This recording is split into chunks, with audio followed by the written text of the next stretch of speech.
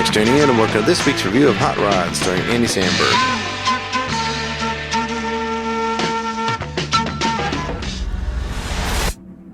Showtime. Did we reinforce the takeoff ramp? No, we didn't have time. Cool.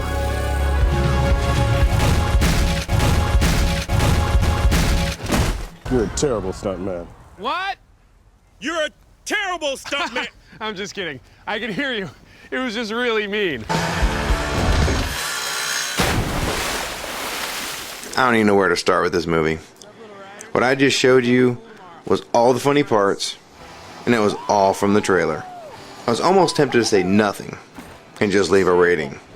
But I had to at least say something, as hard as it is to talk about this movie right now. And I try to be positive in my reviews and not be too hard on movies. Damn. I swear this movie took a month off my life. So if you want to hear a rant about this movie, then keep watching.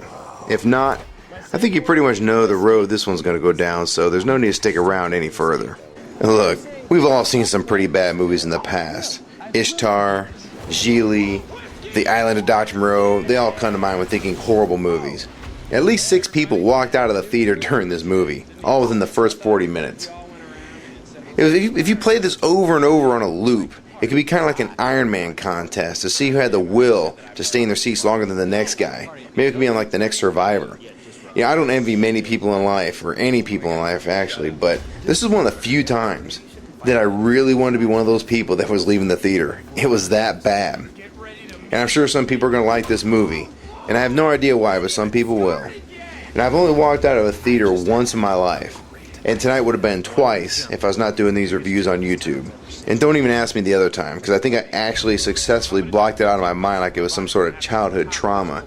And this movie can be summed up in 2 words: stupid. This movie was so bad that I actually felt pain waiting for it to end. It made me want to be back in school for detention.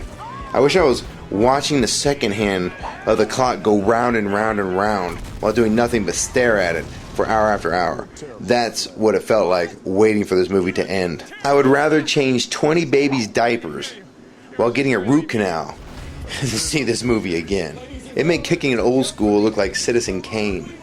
I know some of you are going to come at me pretty hard with some hate mail after seeing this review, so instead of being rude, try this. Please.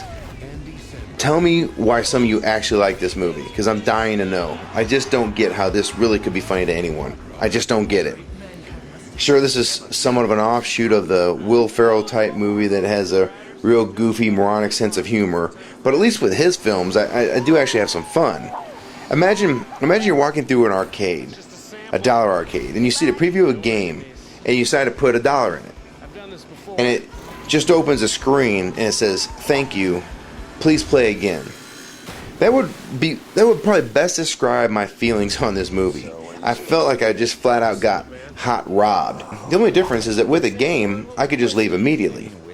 Maybe if the game had a loading screen in place telling me a few more seconds until the level's loaded, so this way I would stick around waiting for it to finish, and then say, "Thanks for playing."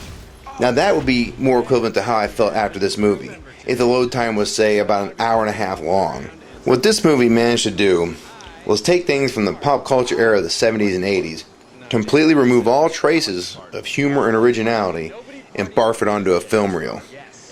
There were a couple parts in the film where they actually tried to pull at your heartstrings. Ugh. I couldn't believe they actually went for some drama with this utterly stupid movie.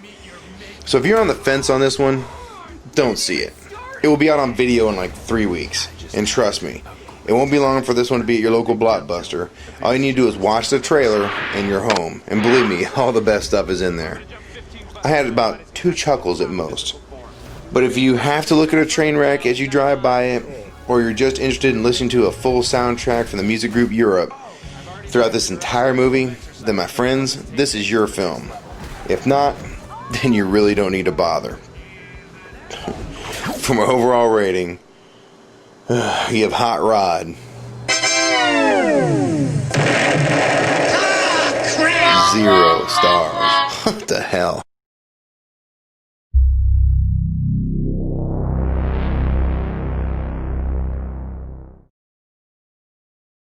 You're a terrible stuntman. I'm just kidding. I can hear you. It was just really me.